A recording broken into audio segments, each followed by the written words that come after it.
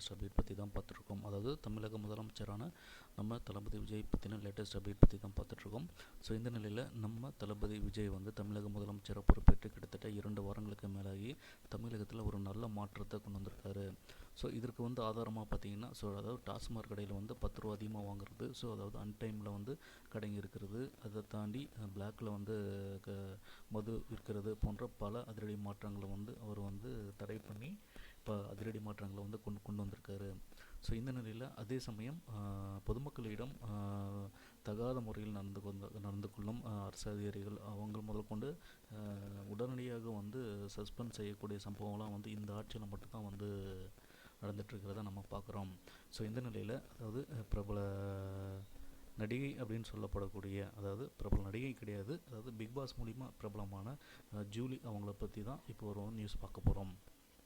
அதாவது ஜூலி அவங்கள பற்றி எல்லாருக்குமே தெரியும். ஸோ அதாவது ஜல்லிக்கட்டு போராட்டத்தில் வந்து பங்கேற்றது மூலிமா பிரபலமாகி, அதே சமயம் பிக் பாஸில் கலந்துக்கிட்டது மூலிமா வந்து பிரபலமானாங்க. இந்த நிலையில் வந்து பார்த்திங்கன்னா, அதாவது நம்ம தளபதி விஜய் வந்து அரசியல் வந்ததுக்கப்புறமே பார்த்திங்கன்னா, அதாவது தேர்தல், அதாவது 2026 தேர்தல் நெருங்க வந்து பார்த்திங்கன்னா, அந்த ஜூலி அப்படிங்கிறவங்க வந்து, அதாவது டிஎம்கேக்கு வந்து ஃபேவராக வந்து நம்ம தளபதி விஜயை வந்து டார்கெட் பண்ண ஆரம்பித்தாங்க. ஸோ அதாவது நம்ம தளபதி பார்த்திங்கன்னா நெகட்டிவான விமர்சனங்கள் போடுறது, ஸோ அவரை பற்றி வந்து தப்பான விஷயங்களை வந்து பரப்புறது போன்ற அந்த மாதிரி ஒரு தகவல்களை வந்து சோஷியல் மீடியாவில் பரப்பிட்டு இருந்தாங்க. ஸோ இந்த நிலையில் வந்து யாரும் எதிர்பார்க்காத விதமாக 2026 தேர்தலில் பார்த்திங்கன்னா நம்ம தளபதி விஜய் பெரும்பான்மையாக வந்து மிகப்பெரிய வெற்றி அடைஞ்சிருக்காரு.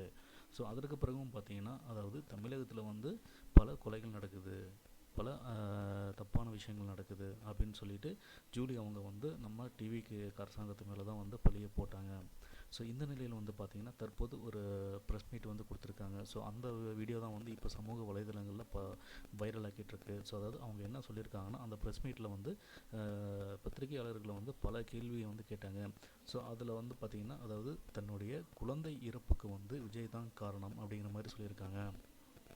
இது வந்து ஒரு முட்டாள்தனமான ஒரு விஷயம். ஸோ எல்லாருக்குமே தெரியும். ஸோ அதாவது குழந்தை வந்து அவங்களுக்கு, ஸோ அவங்க தான் கேர் பண்ணிக்கணும். ஆனால் அவங்க என்ன சொல்கிறாங்க அப்படின்னா, அதாவது அவங்களோட குழந்தை வந்து வயிற்றில் இருக்கும்போது பார்த்திங்கன்னா, அதாவது டிவிக்கு ஆதரவாளர்களும் விஜய் அண்ணாவோட ஆதரவாளர்களும் கட்சிக்காரங்களும் ரசிகர்களும் வந்து தனக்கு வந்து விஜய் வந்து எதிராக பேசுனதுனால, ஸோ எனக்கு வந்து பல மன உளைச்சல்களை கொடுத்து, எனக்கு வந்து தப்பான விஷயங்களை வந்து பேசி, என்னை பற்றி தப்பான விஷயங்களை பேசி, எனக்கு வந்து சோஷியல் மீடியாவில் மன அழுத்தத்தை கொடுத்து என்னை வந்து மிகவும் வந்து மன வேதனையில் ஆளாக்குனாங்க.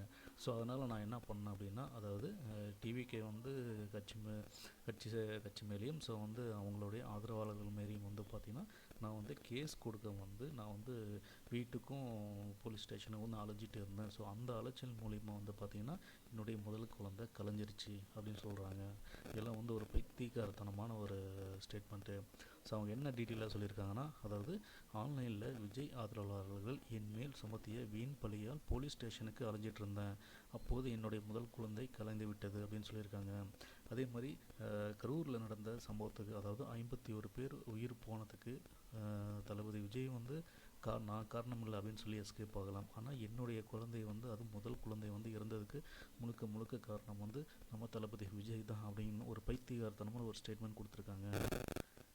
ஸோ இந்த வீடியோவை பார்த்து இந்த வீடியோவையும் இந்த ஒரு ஸ்டேட்மெண்ட்டையும் பார்த்து தான் வந்து பல நெட்டிஷன்கள், அதாவது டிவிக்கு சார்ந்தவங்களும் சரி, டிவிக்கு அப்பாற்பட்டவங்களும் சரி, ஒரு காமனான ஒரு கருத்தை வந்து வெளியே கொடுத்து, ஸோ இவங்களை வந்து இப்போ வந்து சோஷியல் மீடியாவில் வந்து ரோஸ்ட் பண்ணிகிட்ருக்காங்க. ஸோ தற்போது மிகவும் பரபரப்பாக போயிட்டுருக்கிற ஒரு வீடியோ என்னென்னு பார்த்தீங்கன்னா, ஜூலி கொடுத்த அந்த ப்ரெஸ் மீட்டு தான்.